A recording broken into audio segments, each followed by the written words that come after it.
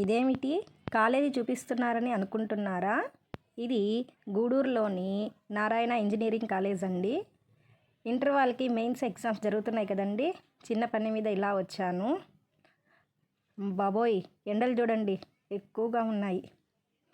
ఎండలంటే గుర్తుకొచ్చింది, సూర్యుడికి దాహం వేస్తుంది, నీరు ఇద్దామా వద్దా అని అనుకుంటున్నారా? అయితే రండి వీడియోలోకి వెళ్దాం. నమస్తే పిల్లలు, బాగున్నారా? కొత్త విషయాల ద్వారా మరింత గొప్పవారు అవుతారని ఆశిస్తూ సిఎల్ పిల్లల లోకానికి స్వాగతం. సూర్యుడికి సముద్రంలో నీరు, ఉప్పు నీరు తాగి తాగి తాగి దాహం ఎక్కువైపోయిందో ఏమో, మంచినీరు కావాలంట. అందుకే ఈ ఎండాకాలంలో చెరువులు, నదులు, బావులు, ఆఖరికి మన బాడీలో ఉన్నటువంటి వాటర్ని కూడా కావాలవుతుంది. మన బాడీలో వాటరు ఇంకా చల్లగా ఉంటుందో ఏమో మరి. మన బాడీ 36 to 37 డిగ్రీ సెంటిగ్రేడ్ లేదా 97 to 98 డిగ్రీ ఫారెన్హీట్ని తట్టుకోగలదు. అంతకంటే ఎక్కువైతే బాడీ మనల్ని తట్టుకోలేదు టెంపరేచర్ని. సరే, 104 కానీ దాటిందనుకోండి, మన బ్రెయిన్లో హైపోథలామస్ అని ఒక పార్ట్ ఉంటుంది. అది బాడీని టెంపరేచర్ని కంట్రోల్ చేయడానికి యూజ్ అవుతుంది. అది ఇంకా పనిచేయదన్నమాట. ఆ విధంగా పనిచేయకపోవడం వల్ల ఏమవుతుంది అంటే, బాడీలో 3 to 4 లీటర్ వాటరు టెంపరేచర్ ఎక్కువ అవ్వడం వల్ల తగ్గిపోతుంది. దానివల్ల మనకు నీరసము, తలనొప్పి, వాంతులు, ఫిట్స్ కూడా వచ్చేదానికి ఆస్కారం ఉంది.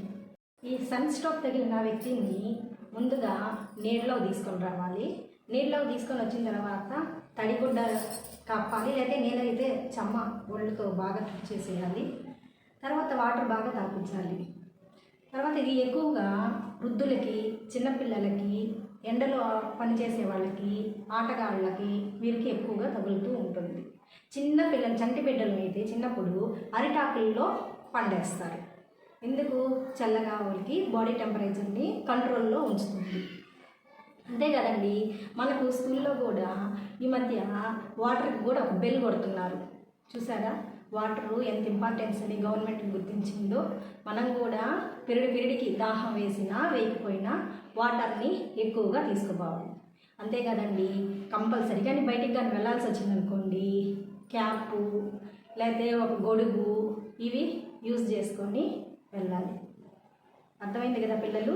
అంతేకాదు, బయట మూగజీవాలైనటువంటి పక్షులు, జంతువులు ఇవి కూడా చాలా ఉంటాయి. వీటి కోసం మన బయట ఒక బౌల్లో వాటర్ పెట్టండి, వాటికి మనం హెల్ప్ చేసిన వాళ్ళం అవుతాం. అంతేకాదండి, ఈ ఎండలకి జంక్ ఫుడ్స్ అనేటివి ఎక్కువగా తీసుకోకూడదు. ఎక్కువగా మజ్జిగ, కొబ్బరి నీళ్ళు వంటివి తాగాలి. పండ్లు కూడా తీసుకుంటే చాలా మంచిది. అర్థమైంది కదా పిల్లలు?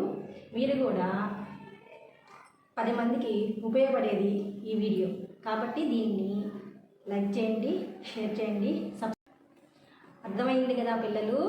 బయటికి కానీ వచ్చారనుకోండి, సూర్యుడు స్ట్రా వేసుకొని మరి మన బాడీలోని వాటర్ని తాగేస్తారు.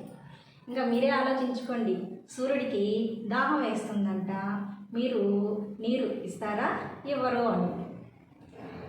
మరొక మంచి విషయంతో మీ ముందుకు వస్తాను.